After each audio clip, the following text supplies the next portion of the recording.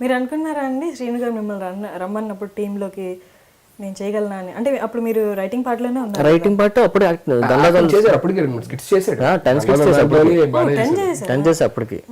So నేను చేయగానే ఇదేంటి రాబు మళ్ళీ లక్ వచ్చింది, పిలిచారు, బాగానే ఉందంటే ఇప్పటికి జబర్దస్త్ ఆపేశారు, సీనియర్స్ అందరం తీస్తారు, జూనియర్స్ అంటున్నారు, నేను నన్ను ఎవరు పెట్టుకుంటారులే అని చెప్పి తీసారు, వెళ్ళిపోయారు. సారీ, ఇది యాస్టీజ్ అయ్యొద్దు.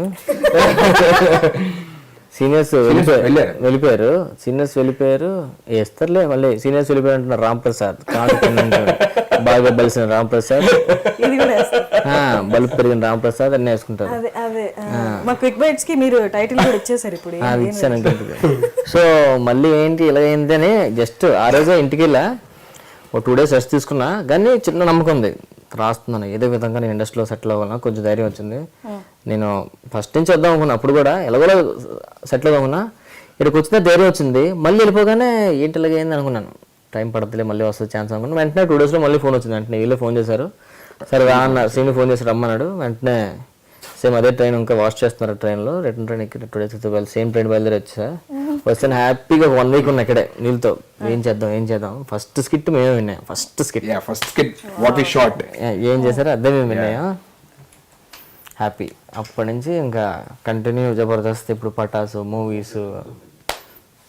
మీ ఎవరి టీంకి వాళ్ళలో వాళ్ళు రాసుకుంటారా లేకపోతే ఓవరాల్గా ఒకరు ఉంటారా? No, it is not like that. Each and every team కొంతమంది వాళ్ళు ఓన్గా రాసుకుంటారు, కొంతమందికి రైటర్స్ ఉంటారు, కొంతమంది రైటర్స్ ఉన్న టీమ్స్ కూడా ఉన్నాయన్నమాట. వాళ్ళకి ఏమో రైటర్స్ రాస్తారు, దే విల్ డెవలప్. ఫైనల్ సిట్టింగ్లో అందరు కూర్చొని డెవలప్ చేసుకుంటారు.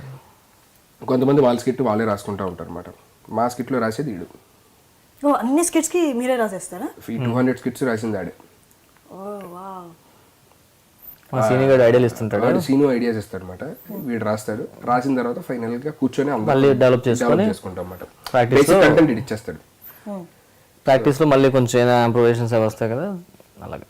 మీ ప్రాక్టీస్ ఎక్కడ చేస్తారు? మీ స్టూడియోస్ లో చేస్తారా లేకపోతే ఎవరైనా ఇంట్లో? ఇంట్లో చేసేసాను. స్టార్టింగ్ లోని బాగా అంటే ఒక షెడ్యూల్ వస్తుంది అనగానే 15 days ముందే అదే మన షెడ్యూల్ వచ్చేస్తుంది, వీ హ్యావ్ టు ప్రాక్టీస్ అని చెప్పని రాసుకుని ప్రాక్టీస్ చేసాను.